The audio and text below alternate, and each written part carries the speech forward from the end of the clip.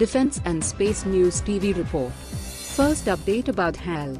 As per a Defense Ministry audit, fighter jets produced by state-run aerospace and defense company, HAL, Hindustan Aeronautics Limited, under license are costlier than the same aircraft made by the original equipment manufacturer, OEM, reported New Indian Express. This report comes in the light of accusation leveled by the Congress against the BJP government in the multi-billion-dollar Rafale deal. The opposition has alleged that HAL was sidetracked from the deal to benefit the Anil Ambani's Reliance group.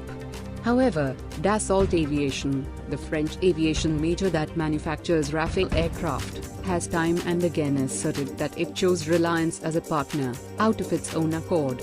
Taking the example of the Russian fighter Su-30 Mki, the report stated that while the Sukhoi made by the Russian company, JSC Sukhoi Company, cost 269.77 crores, the HAL version was priced at Rs 417.69 crore.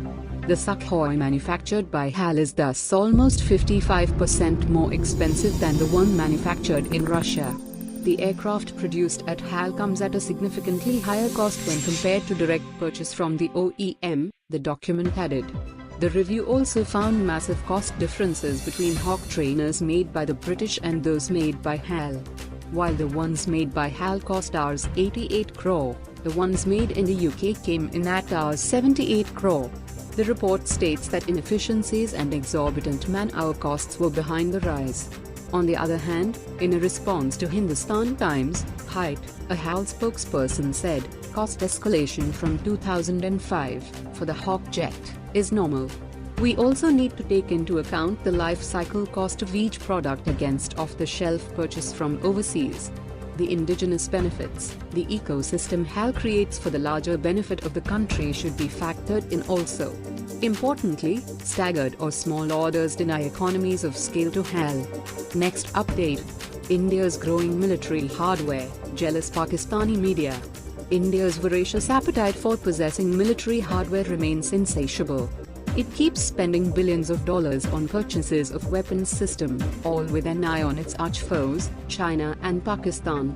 Some deals, such as the one it cut last year with a South Korean defense contractor for the supply of 100 self-propelled howitzers, are meant to implement its so-called cold start doctrine of a limited conventional war with Pakistan.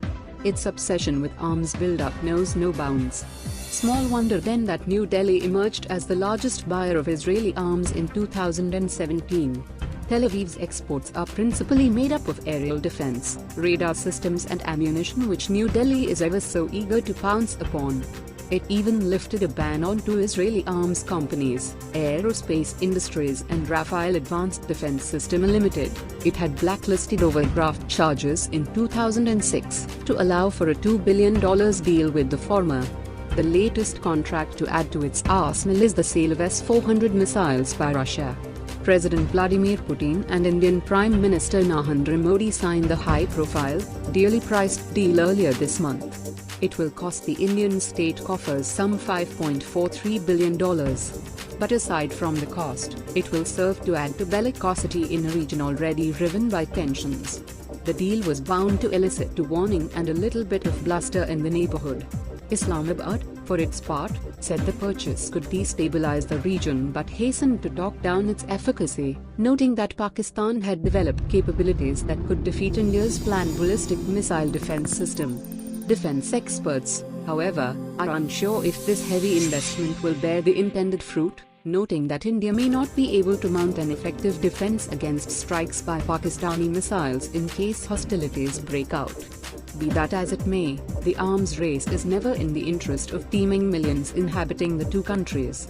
At the risk of sounding cliched, we suggest that the money poured into weapons purchases be instead plowed back into social causes and for lifting the two countries' people out of poverty. Thanks for watching. Do subscribe, like, comment and stay with us.